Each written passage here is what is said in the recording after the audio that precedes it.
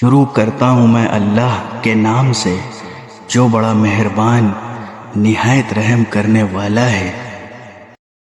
اللہ نے تو جنگ بدر کے موقع پر ایسی حالت میں تمہاری مدد کی تھی جب تم بالکل بے سر و سامان تھی، لہذا صرف اللہ کا خوف دل میں رکھو تاکہ تم شکر گزار بن سکو۔ جب بدر کی جنگ میں تم مومنوں سے کہہ رہے تھے کیا تمہارے لیے یہ بات کافی نہیں ہے کہ تمہارا پروردگار 3000 فرشتے اتار کر تمہاری مدد کو بھیج دے؟ ہاں بالکل، اگر تم صبر اور تقوی اختیار کرو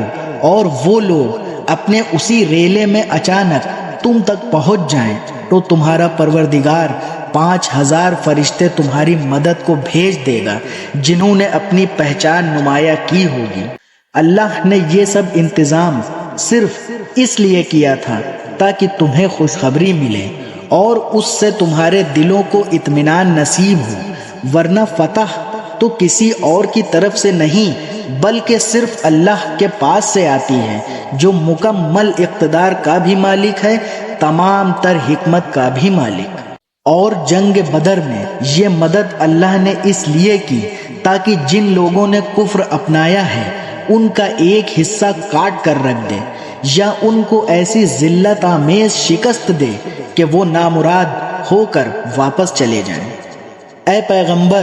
تمہیں اس فیصلے کا کوئی اختیار نہیں کہ اللہ ان کی توبہ قبول کرے یا ان کو عذاب دے، کیونکہ یہ ظالم لوگ ہیں۔ آسمانوں اور زمین میں جو کچھ ہے اللہ ہی کا ہے، وہ جس کو چاہتا ہے معاف کر دیتا ہے اور جس کو چاہتا ہے عذاب دیتا ہے، اور اللہ بہت بخشنے والا بڑا مہربان ہے۔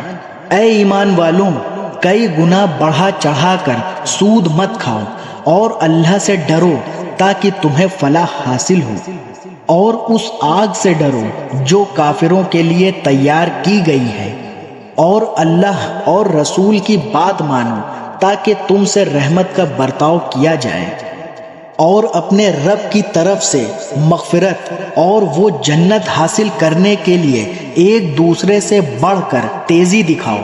جس کی چوڑائی اتنی ہے کہ اس میں تمام آسمان اور زمین سما جائیں،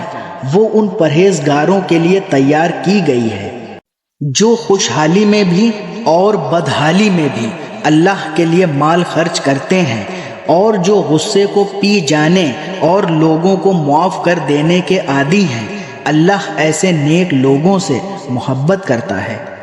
اور یہ وہ لوگ ہیں کہ اگر کبھی کوئی بے حیائی کا کام کر بھی بیٹھتے ہیں یا کسی اور طرح اپنی جان پر ظلم کر گزرتے ہیں تو فوراً اللہ کو یاد کرتے ہیں اور اس کے نتیجے میں اپنے گناہوں کی معافی مانگتے ہیں، اور اللہ کے سوا ہے بھی کون جو گناہوں کی معافی دے، اور یہ اپنے کیے پر جانتے بوجھتے اصرار نہیں کرتے۔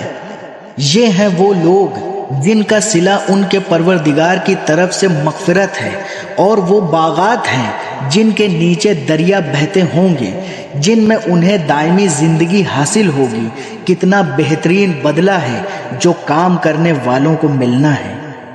تم سے پہلے بہت سے واقعات گزر چکے ہیں، اب تم زمین میں چل پھر کر دیکھ لو کہ جنہوں نے پیغمبروں کو جھٹلایا تھا ان کا انجام کیسا ہوا۔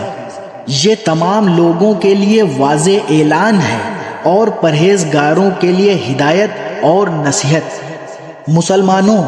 تم نہ تو کمزور پڑو اور نہ غمگین رہو، اگر تم واقعی مومن رہو تو تم ہی سر بلند ہوگے۔ اگر تمہیں ایک زخم لگا ہے تو ان لوگوں کو بھی اسی جیسا زخم پہلے لگ چکا ہے۔ یہ تو آتے جاتے دن ہیں جنہیں ہم لوگوں کے درمیان باری باری بدلتے رہتے ہیں، اور مقصد یہ تھا کہ اللہ ایمان والوں کو جانچ لے اور تم میں سے کچھ لوگوں کو شہید قرار دے، اور اللہ ظالموں کو پسند نہیں کرتا۔ اور مقصد یہ بھی تھا کہ اللہ ایمان والوں کو میل کچیل سے نکھار کر رکھ دے اور کافروں کو ملیا میٹ کر ڈالے۔ بھلا کیا تم یہ سمجھتے ہو کہ یوں ہی جنت کے اندر جا پہنچو گے حالانکہ ابھی تک اللہ نے تم میں سے ان لوگوں کو جانچ کر نہیں دیکھا جو جہاد کریں، اور نہ ان کو جانچ کر دیکھا جو ثابت قدم رہنے والے ہیں۔